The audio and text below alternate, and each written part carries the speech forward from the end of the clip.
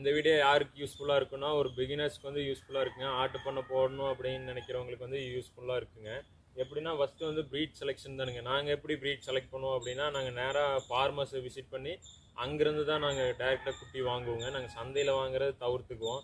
ஏன் அப்படின்னா நம்ம பேரண்ட் ஸ்டாக்கை பார்த்து நம்ம வாங்கிக்கலாம். ஃபார்மர்ஸ் கிட்ட வாங்கினோம் அப்படின்னா, இப்போ நம்ம சந்தையில் வாங்கினோம் அப்படின்னா ஏதாவது டிசீஸ் இருந்தாலுமே நம்மளுக்கு தெரியாது.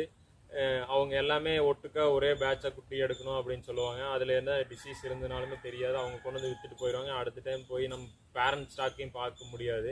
அதனால் நாங்கள் ப்ரிஃபர் பண்ணுறது ஃபார்மர்ஸிகிட்ட டேரெக்டாக போய் பர்ச்சேஸ் பண்ணுறதா நாங்கள் ப்ரிஃபர் பண்ணுவோம். அப்புறம் அது இல்லாமல் நம்ம குட்டி செலக்ட் பண்ணும்போது ஒரே ஏஜான குட்டி, இப்போ 3லேருந்து 4 மாதம் குட்டி செலக்ட் பண்ணுறோன்னா அது அதே ஏஜில் செலக்ட் பண்ணுங்க. வெயிட்டும் அதே மாதிரி தான், ஒரு 15லேருந்து ஒரு 16-17 கிலோவுக்குள்ளே செலக்ட் பண்ணுங்க.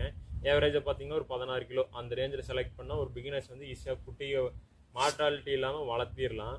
அப்புறம் செலக்ட் பண்ணுறதுமே நல்ல ஹைட்டான நல்ல கைகால் ஊக்கமான குட்டிகளை செலக்ட் பண்ணி வளர்த்துனோம்னா தான் நம்மளுக்கு வந்து இப்போ நம்ம 3 மாதம் வளர்த்தி நம்ம விற்றோம்னா நம்மளுக்கு ஒரு யூஸ்ஃபுல்லாக இருக்குங்க, ஒரு ப்ராஃபிட் கிடைக்கும்.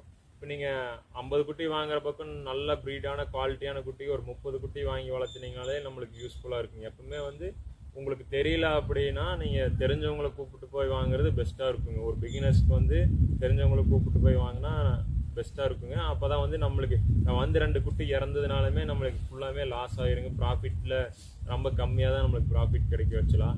அதனால் நீங்கள் குட்டி செலக்ட் பண்ணுறத ஒரு மேஜர் ரோலுங்க. ஒரு ஆட்டு பண்ணை வந்து சக்ஸஸ்ஃபுல்லாக ரன் பண்ணோம் அப்படின்னா நம்ம